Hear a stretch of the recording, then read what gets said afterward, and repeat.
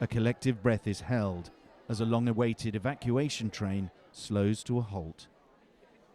The odds of getting out determined by access to a carriage door.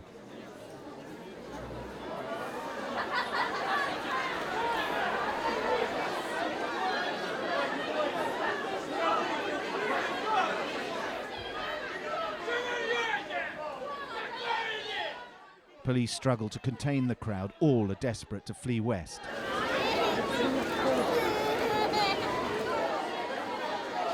The mass evacuation from Zaporizhzhia is part driven by the recent capture of a nuclear power station by Russian invaders. Here they're being begged by the control room over a public address system to stop their attack on the 6-reactor plant, the biggest in Europe. They say, "You are endangering the security of the entire world. Attention, stop shooting at a nuclear hazardous facility. Attention, stop it." There is now a disregard as much for nuclear safety as civilian lives in cities across the country being bombarded by Russia.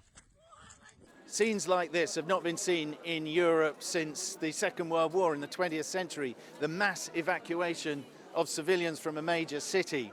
It's been accelerated here because the people now believe, based on the evidence that they've seen elsewhere in Ukraine, that it is civilians who are now going to be targeted in Vladimir Putin's invasion. When Russian troops came closer to Zaporizhzhia, I decided it was better to get my family out before they entered the city itself. We hope that we can make it on the train today, because this morning people didn't let us in, even though we have a baby. This is a war that separates lovers and parts husbands from their wives, fathers from their families. Ukrainian men here between 18 and 60 cannot leave. They're needed for the fight. You're staying here? Yes, yes. So this is goodbye, temporarily.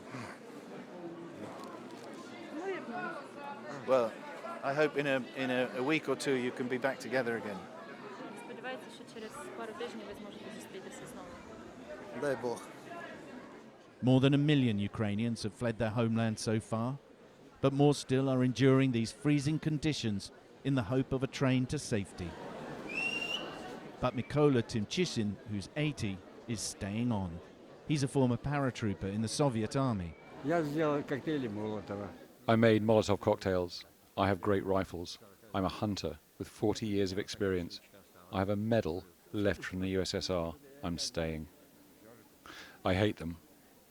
All the invaders because of this, not to mention the fact that my grandson was bombed for a week in Kharkiv.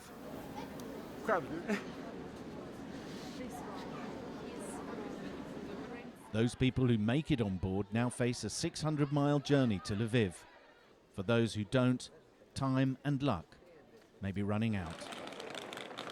Sam Kiley, CNN, Zaporizhzhia.